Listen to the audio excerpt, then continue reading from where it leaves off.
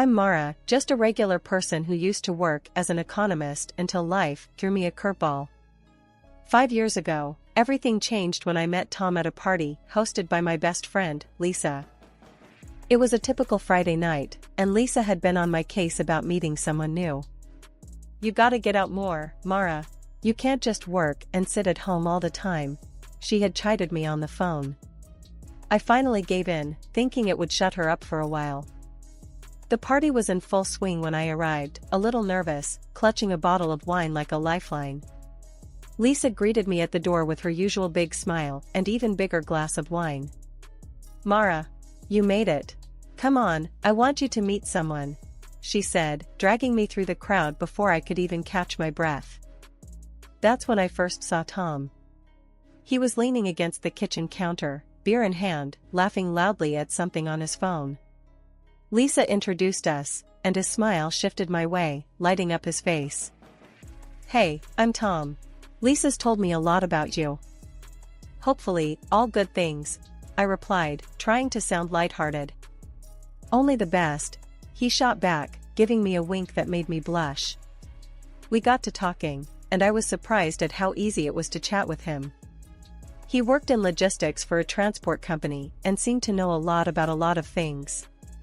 He was confident, maybe too confident, but it was kind of refreshing. Later in the evening, we found ourselves sitting on Lisa's porch, away from the noise. "So, why has a catch like you been hiding?" Tom asked, a cheeky grin on his face. "I'm not hiding, just busy with work and stuff," I said, fumbling with my words a bit. "Too busy for a date with me?" he teased, not missing a beat. I laughed, a real laugh, not the polite kind you do out of courtesy. "I suppose I could make some time." "That's what I wanted to hear," Tom said, clinking his beer bottle against my wine glass. As the party wound down, Tom offered to drive me home. I hesitated at first, but Lisa gave me a look that said, "Go for it, girl." So, I did. We talked the whole way, and by the time he dropped me off, he had snagged my number and a promise for a dinner date the next week. My mom was thrilled when I told her about Tom. "Oh, Mara, finally. He sounds wonderful. When can I meet him?" she gushed over the phone. "Slow down, Mom. It's just been a few dates," I reminded her, but I couldn't hide my smile. Her excitement was infectious. The day Tom proposed, 6 months later, was simple, yet perfect. We were at my favorite park, the one where we'd had our third date. He got down on one knee right by the lake, and I didn't hesitate. "Yes," I said, tears of joy streaming down my face. Mom came to the wedding, beaming with pride. "I can't wait for the grandkids," she whispered during the reception, already planning ahead. I just laughed and hugged her, hoping that part of the dream would come true too. Settling into married life was easy at first. We moved into the house I inherited from my dad. It was more than just a building, it was filled with memories of my childhood and the dreams I had of making it a home for my own family. I quit my job and became a housewife. The money my dad left me was enough for a comfortable existence. Tom and I spent weekends fixing the place up. He joked about my obsession with antique furniture, but he loved the results. "Our home," he would say, wrapping his arms around me as we admired our work. "It was supposed to be our forever home." That's how it all started, anyway. I thought I had everything figured out, but life, as always, had other plans. After the honeymoon phase of our marriage began to fade, Tom and I found ourselves face to face with reality. Trying to start a family wasn't as straightforward as we'd hoped. Month after month, disappointment greeted us, and each negative test weighed heavily on us, especially on me. Tom's patience was wearing thin. One evening, after another failed attempt, he exploded. "I just don't get it, Mara. What's the problem? Why isn't this working?" he shouted, slamming his fist on the kitchen table so hard that the plates rattled. I was stirring the soup on the stove, trying to keep my composure. "The doctor said these things take time, Tom. We just need to be patient," I replied, my voice trembling a bit from the tension. "Patient? We've been patient for over a year now. I'm sick of waiting." His voice was raw with frustration. I poured the soup into bowls, my hands shaking. "I'm doing everything I can," I said quietly, avoiding his gaze. "Yeah? Well, maybe it's not enough." He stormed out of the kitchen, leaving me alone with my thoughts and the echo of his words. The next day, Tom apologized for his outburst, but the cycle of hope and disappointment continued, each cycle chipping away at the love and warmth we once shared. Our weekends transformed from cozy time spent together to silent meals and even quieter evenings. One Saturday, as I was trying out a new recipe I learned in a cooking class, Tom walked into the kitchen. He watched me for a moment before speaking. "That smells good. Learning anything new?" he asked, his tone light, trying to make conversation. "Yeah, it's a new recipe from the cooking class. Thought I'd try it out," I responded, focusing on chopping vegetables rather than meeting his eyes. "Great, another dish for the two of us." "It's always just the two of us, isn't it?" His words stung, and I could hear the bitterness seeping in. I stopped chopping, placing the knife down with a clatter. "What do you want me to say, Tom? I'm trying here. It's not like I don't want a family." We sat down to eat the meal I prepared in silence. It was good, but the air between us was thick with unspoken words and buried frustrations. As the months rolled on, the pressure only grew. Conversations about the future became minefields, and Tom often retreated into his work, coming home late, leaving early, and growing more distant. I tried to fill my days with activities, keeping the house immaculate, hoping somehow that would fix things. One evening, while Tom was working late again, I called Lisa for some support. "Hey, Mara, how's it going?" Lisa's voice was a welcome sound. "Not great, Lise. It's just hard right now. I feel like I'm living with a stranger," I confessed, sinking into the couch. "Oh, Mara, I'm so sorry. Anything I can do?" "Just talking helps," I said, tears threatening to spill. "I miss him, Lisa. I miss us." "I know, hon, but you guys are strong. You'll get through this. Maybe see a counselor? It might help to talk to someone neutral." "Yeah, maybe," I murmured, not convinced, but willing to try anything to regain some semblance of the life we once dreamed of. Lately, I've been feeling off, like my body's running on empty. No matter how much I sleep, I wake up tired. It's been going on for a while, and it's getting worse, not better. I tried talking to Tom about it, thinking he'd want to help, or at least understand. "Tom, I'm really struggling here. I don't know what's wrong with me, I'm always exhausted," I told him one evening, hoping for some compassion, or maybe just a bit of concern. He barely looked up from his phone. "You're probably just being lazy. You need to get up and do something, stop pretending." That stung. Pretending? As if I'd choose to feel like this. His words cut deep, and I decided right then to stop talking about it. What was the point if he just got mad? As the days dragged on, I did less around the house. Cooking and cleaning took all the energy I didn't have. Every task felt like climbing a mountain. Tom noticed, all right, and he wasn't happy. "Why is this place such a mess, Mara? What have you been doing all day?" He'd snap as soon as he walked through the door, his tone getting harsher with each passing week. I tried to explain, again, hoping maybe this time he'd get it. "Tom, I told you, I'm not feeling well. I can barely get off the couch most days." "Great, just what I need, a sick wife. Maybe I'd be better off alone." He threw his hands up, frustration written all over his face.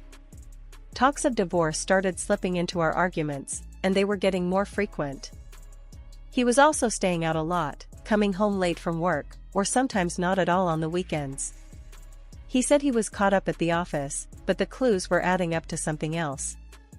There was the smell of unfamiliar perfume when he came home, the secretive texts I'd catch glimpses of when he thought I wasn't looking. It was like he wasn't even trying to hide it anymore. I should have confronted him, maybe thrown a fit, or dug deeper into those late-night texts. But I was too worn out, too beaten down. One night, he came home late, reeking of that same perfume. He was humming some tune, almost happy. It was like he didn't care if I knew. I couldn't hold it back any longer. "You smell like perfume, Tom. Where have you been?" My voice was weak, but I needed to know. He froze, then shrugged, brushing it off like it was nothing. "Oh, that? It's probably just from someone at the office. We had a late meeting." "A meeting, right. You expect me to believe that?" I was too tired to yell, too tired to fight, but I let the suspicion hang in the air between us. "What do you want me to say, Mara?" "You're always too tired, too sick. Maybe think about that before you start accusing me of things." His dismissive tone was like a slap in the face. One quiet afternoon, when Tom was supposedly at another one of his endless work meetings, I mustered up the energy to tidy up a bit. It was one of my better days, though better lately just meant I could get out of bed without feeling like I might pass out.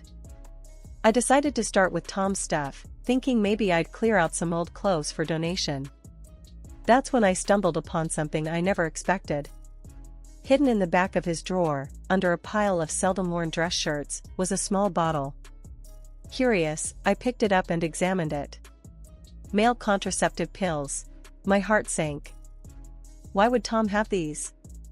We had been trying, well, I thought we were trying to have a baby. I felt the room spin as the implications hit me like a freight train. I sat down hard on the edge of the bed, the bottle still in my hand.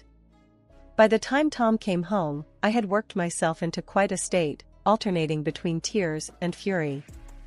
He walked in, cheerful as can be, until he saw my face. "What's wrong, Mara? You look like you've seen a ghost." I threw the bottle at him. It hit the wall next to where he stood and fell to the floor. "Care to explain this?" My voice was shaking, but I managed to keep it loud enough. Tom picked up the bottle, his face a mix of confusion and then a smirk. "Oh, that? Look, Mara, I didn't want to say it outright, but yeah, I've been taking these. I realized I don't want kids. At least not with you." His words felt like a punch in the gut. "You what? All this time, you let me think the problem was me?" He shrugged, his smirk turning into a full-on laugh. "Well, it wasn't a problem for me until now. I guess you finally caught on." I felt a rush of anger and clarity. "I want a divorce, Tom." He raised his eyebrows, almost relieved. "Fine by me. But we'll be splitting everything, right? The house, the cars, all of it." I couldn't help but laugh, even though my heart was pounding and my health was wavering. "Actually, Tom, everything we have was bought with the money my dad left me. It's all in my name. You won't get a cent." Tom's face turned red, his anger boiling over. "You think you can keep it all? I'll take you to court. I'll sue you for every damn thing you own." As we argued, my vision started to blur, and a wave of dizziness overwhelmed me.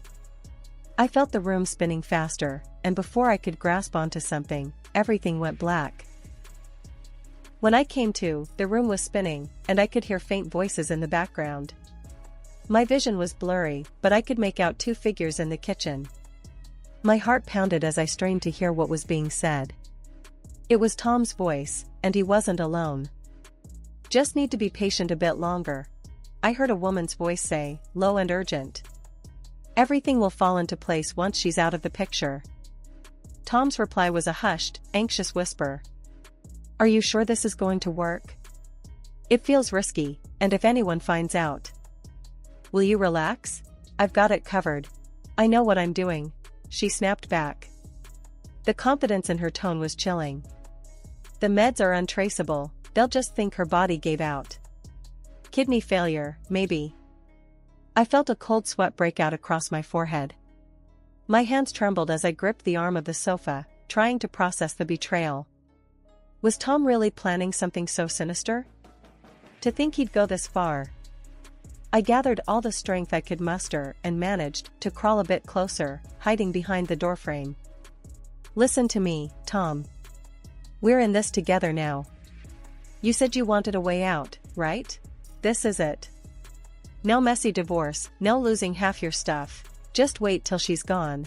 the woman coaxed. My breath hitched, and I stifled a gasp. The betrayal cut deeper with each word. I needed to see who was with him. Carefully, peering around the corner, I caught a glimpse of the woman. Dark hair, confident posture. Could it be someone from his work? Their conversation was cut short as they heard a noise, the cat knocking something over in another room. They quickly lowered their voices further, and I couldn't make out the words anymore. Realizing the danger of my situation, I knew I had to act weak. I crawled back to where I had previously lain, positioning myself as if I had lost consciousness again. From my feigned position, I heard their conversation end with a soft murmur of agreement, followed by the sound of a kiss, a sound that made my stomach churn. Footsteps approached, and then grew fainter as I heard the front door open and close quietly. Tom was sending her away. Moments later, he came back to where I was unconscious. He muttered under his breath as he picked me up. "Always something with you, isn't it? Just can't handle things like a normal person." His arms felt cold and his grip was firm as he carried me upstairs, to our bedroom. The physical closeness, once a source of comfort, now felt threatening, but I kept my breathing even, pretending to be out cold. Gently, he laid me on the bed. I could feel his presence lingering as if he was assessing if I truly was out. After a moment, I heard him sigh heavily and then the sound of his footsteps retreating. The bedroom door clicked shut, leaving me alone in the darkness. The next morning, Tom's whole demeanor changed. He woke me up with breakfast in bed, something he hadn't done in months, and his face was lined with a softness I hadn't seen in a long time. "Mara, I'm really sorry about everything," he said, his voice gentle, almost careful. "I've been a jerk, and I shouldn't have pushed you so hard. Please, let's not talk about divorce anymore. I love you, more than anything." Hearing him say that, after everything I'd overheard, felt surreal. I nodded, keeping my face neutral. "Okay, Tom, we can try to work things out," I said, my voice barely above a whisper. His relief was palpable, and he kissed my forehead before getting ready for work. "I'll do better, you'll see," he promised as he left. As soon as the door shut behind him, my act dropped. I grabbed my phone and called my mom. "Mom, I need you to come here. It's urgent," I said as soon as she picked up. Her voice was laced with immediate concern. "What's wrong, Mara? You sound upset." "It's Tom. I can't explain everything over the phone, but it's bad. I need you here," I managed to say, trying to keep my voice steady. Without hesitation, she responded, "I'm booking the next flight out. I'll be there as soon as I can, sweetheart." It took 2 agonizing days for her to arrive. When she did, I spilled everything: the overheard conversation, my sudden health issues, my fears about being poisoned. Hearing it all out loud made it even more terrifying, but Mom was my rock. "Oh, Mara," she sighed, her eyes welling up with worry. "We need to get you to a hospital, right now." At the hospital, I relayed my symptoms and suspicions to the doctor, who listened intently and immediately ordered a series of tests. Waiting for the results was excruciating, but finally, the doctor returned with a grave expression. "We found a potent substance in your bloodstream that's consistent with your symptoms. It's typically used in medications to manage severe conditions, but taken without need, it can be extremely harmful," he explained. My heart sank. I haven't been taking any medications. That means... Mom gripped my hand tightly, her lips set in a thin line. "It means Tom has been giving it to you, doesn't it? We suspected, but now we know." The doctor nodded grimly. "Given the situation, I've taken the liberty of informing the police. They are concerned about your safety and suggest a plan to catch your husband red-handed." I was hesitant, the danger feeling all too real. "You mean, pretend like I don't know anything? Let him think he's still fooling me?" "That's the idea. It's the best way to ensure we catch him without him altering his behavior too soon," the officer who had joined explained. After a deep breath, feeling the weight of my decision, I agreed. "Okay, let's do it. If it'll stop him and protect anyone else from being hurt by him, I'll do what's necessary." The next day was like a scene from a twisted drama. Tom came by the hospital with a bag of my personal belongings and a thermos of green tea, my favorite, or so he claimed.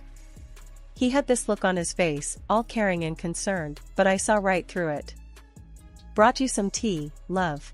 I know how much you like it when it's freshly brewed," he said, placing the thermos on the small hospital table with a soft clink. "Thanks, just leave it on the table. I'll have some in a bit," I replied, keeping my voice steady. Tom frowned, pushing the thermos closer to me. "Come on, Mara, have some now. It'll warm you up," he insisted, his voice taking on a pressing tone. I shook my head slightly. "Later, Tom. I'm really not up for it right now." Just then, the door to my room swung open, and 2 police officers stepped in. Tom startled, his hand twitching towards the thermos. In a swift move that betrayed his nervousness, he tried to tip it over, to spill its contents on the floor. "Don't move," one of the officers commanded, rushing over to stop him. They grabbed the thermos, securing it, while the other officer grabbed Tom's arms, pulling them behind his back. "You are being detained on suspicion of attempting to harm your wife," the officer holding Tom announced as they cuffed him. Tom's face went white, his eyes darting around the room in panic. "This is a misunderstanding," he stammered. "I was just bringing her some tea." The officers weren't buying it. They led him out of the room, his protests fading as they moved down the hallway. I sat there, a mix of relief and disbelief washing over me. The police had acted just in time, part of their plan to catch Tom in the act, based on the evidence and my testimony. Later, at the police station, I learned more. Tom had been interrogated, and it all came out. He had been plotting with his mistress, a nurse with knowledge of medicines, to poison me slowly. They wanted it to look like natural causes, like kidney failure, so they could take everything I owned. It's clear now. His intentions were lethal. "You're lucky, Mara. It's good you came to us when you did," the detective told me, his face grim. Tom and his mistress were charged, their plans laid bare in court for all to see. I attended every hearing, bolstered by my family and friends' support. Watching him face the consequences, I felt a strong sense of vindication. The jury didn't take long to deliver their verdict, guilty on all counts. After the trial, reporters swarmed outside, eager for a statement. Justice was served, I told them, my voice firmer than I felt. And now, I'm ready to move forward. After the dust settled from the trial and Tom and his mistress were locked away, I didn't just sit back. I was still reeling from all the damage they had done, not just to my life, but to my health. I decided to take further action and filed a lawsuit against both of them for the physical and emotional harm they caused. It was a tough process, dragging all those details out in court again, but it was worth it. The court ruled in my favor, ordering them to pay me compensation for all the suffering they inflicted. It felt like a final stamp of justice, acknowledgement of everything I had been through. Mom had been my rock throughout this ordeal. When the house finally sold, she was right there, packing boxes with me. "You did the right thing, selling it," she said as we taped up another box of kitchen stuff. "I know, Mom. I just couldn't stay there, not with all those memories," I replied, wiping a smear of dust off my cheek. "Now, you've got a clean slate, Mara. You can start building something new, something better," she encouraged, her voice strong and sure. That's exactly what I intended to do. I moved back in with Mom for a while. Living with her brought a sense of peace and stability back into my life that I hadn't realized I'd missed so much. Soon enough, I started looking for a job. I wanted something that felt meaningful, where I could make a difference. That's when I found the opening at a charity organization that helped people who were struggling through tough times. It seemed like a perfect fit, a way to use my ordeal to help others. I landed the job after a heartfelt interview where I shared part of my story. "We're really glad to have you on board, Mara. Your experience and strength are going to be invaluable here," my new boss, Janet, told me on my first day. "Thanks, Janet. I'm ready to get started. I want to help people find their way out of dark places. I responded, feeling a surge of purpose. Work was challenging, but incredibly rewarding. Every day felt like I was making a difference, giving back some of the help and support I'd received from people like Lisa and Mom during my darkest days.